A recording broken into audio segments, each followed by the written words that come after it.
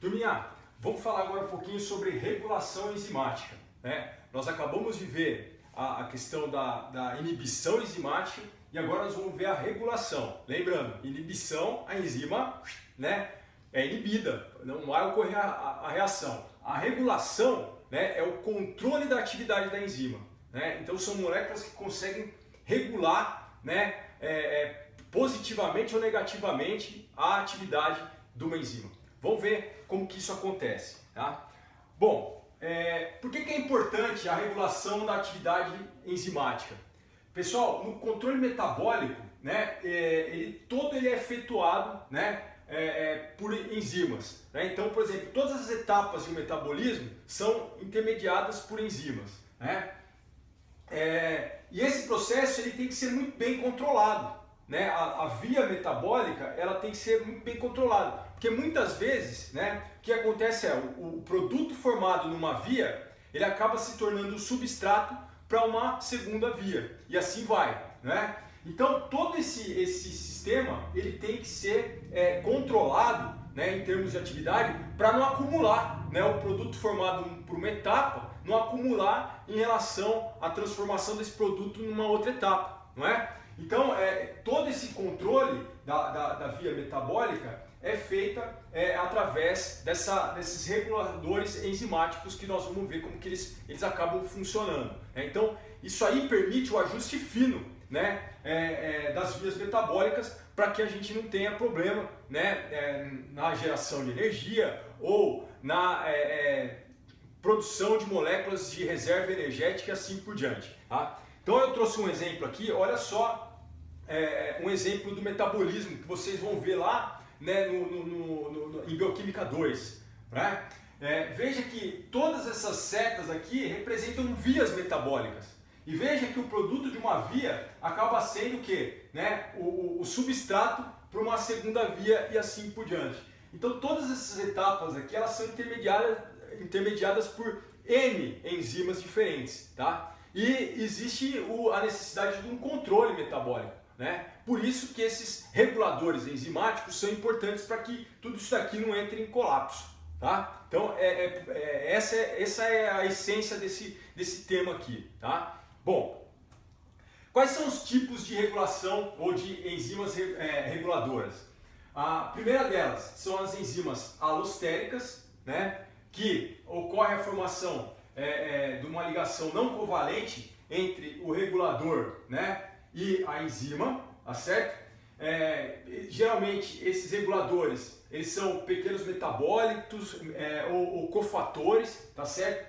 Que interagem lá numa determinada região da enzima, fazendo com que ela se ajuste, né, para que ela fique com maior capacidade de interação com o substrato ou com menor capacidade de interação com o substrato se a gente estiver falando do modulador negativo. Né? Nós já vamos ver em detalhes exemplos disso que eu estou falando. Tudo bem? Então, a regulação alostérica não covalente, ela permite o ajuste fino das vias metabólicas que são requeridas continuamente, como o exemplo da figura que eu dei anteriormente. Esse aqui é o tipo de regulador mais comum que a gente vai encontrar. Tá?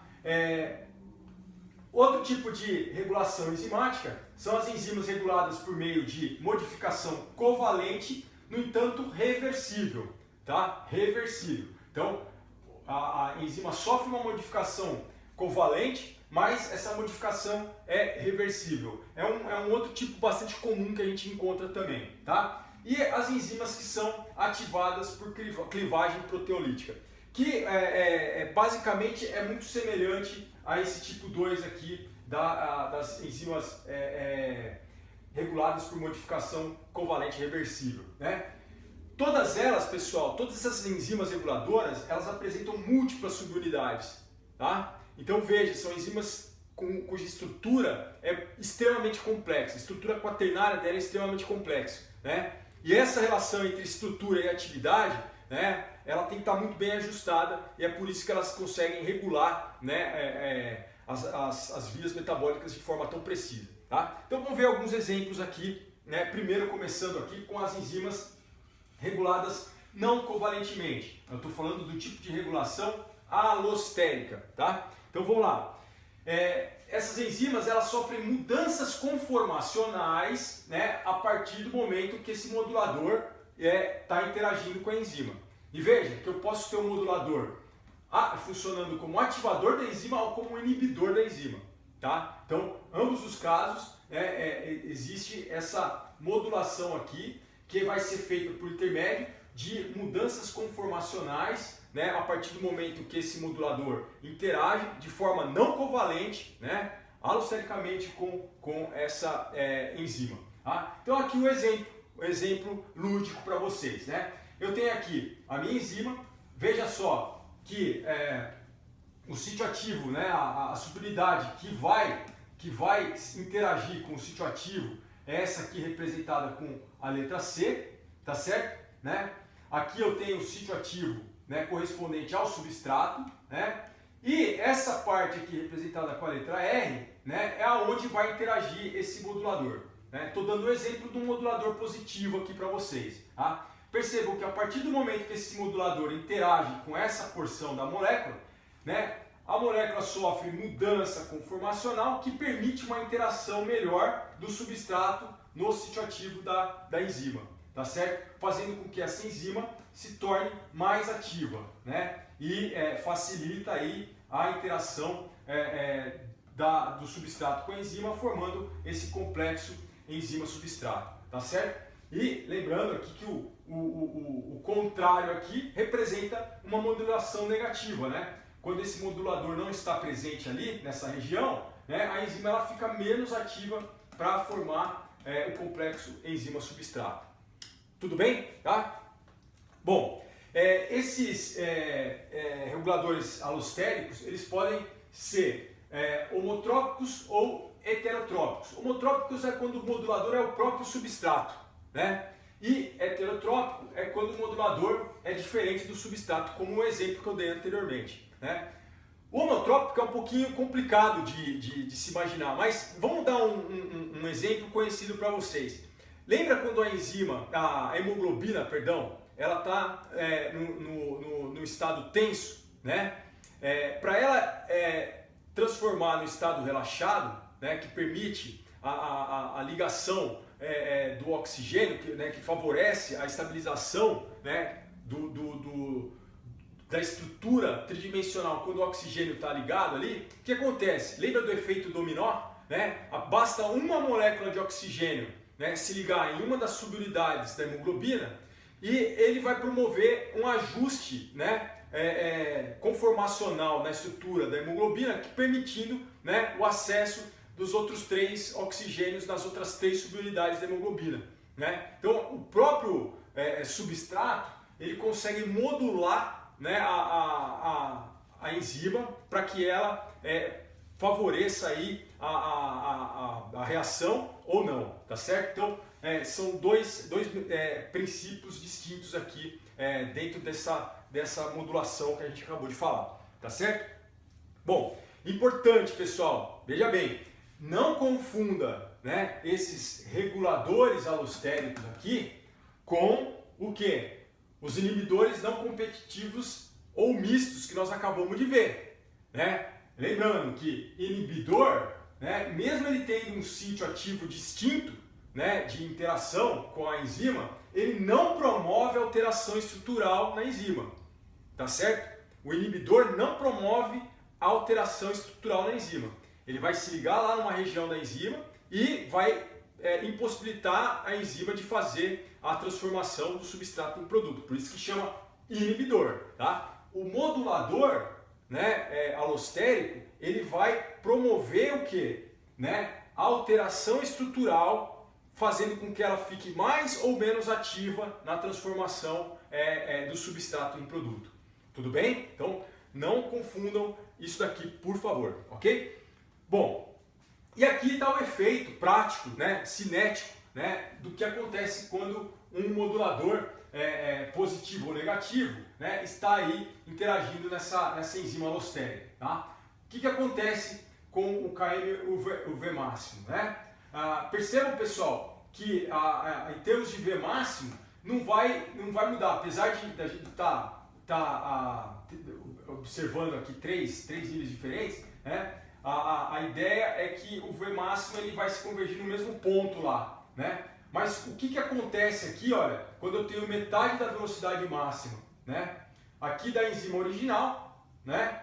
Aqui com o modulador positivo e aqui com o modulador negativo. Veja que com o modulador positivo presente, né? O valor que a gente encontra aqui, né? Quando eu tenho a metade da velocidade máxima, né? A gente pode dizer que o Km da enzima é o valor da concentração do substrato, né? E observem que diminui, né, a concentração do substrato aqui, né? Portanto, o Km diminui, né? E, portanto, a enzima se torna com uma afinidade maior ao substrato quando esse modulador positivo está presente. E o contrário, quando o modulador negativo está presente, né? Como o próprio nome diz, modulador negativo, né, vai diminuir a atividade da enzima. E uma das formas de você fazer isso é aumentando o Km, não é? Aumentando o Km, a afinidade da enzima para com o seu substrato diminui, correto? Então, é esse comportamento cinético que a gente vê com essas enzimas alostéricas aí, tá? Enzimas reguladas covalentemente agora, pessoal, né? Então, lembra, é uma regulação promovida por uma ligação covalente, né, de um determinado grupo de uma molécula ali naquela enzima, né? Só que essa ligação covalente, essa transformação covalente, ela é reversível, né? Vocês vão perceber isso daí. Então, observe o exemplo que eu estou dando aqui para vocês dessa outra enzima muito interessante, que vocês vão ver bastante lá na bioquímica metabólica, que é a fosforilase. Vejam que a fosforilase ela tem dois tipos de estrutura aqui, a fosforilase pouco ativa, que é chamada fosforilase B, e a fosforilase A, que é bastante ativa. Qual é a diferença entre elas? Olha só, a ligação de um fosfato aqui nessas duas subunidades da enzima, tá certo?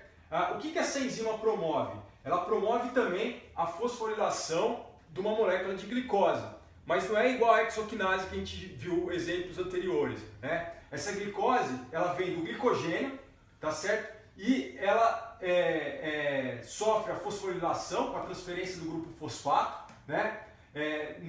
No carbono 1 lá da glicose, tá certo? Por isso que ela forma a glicose com fosfato, tá?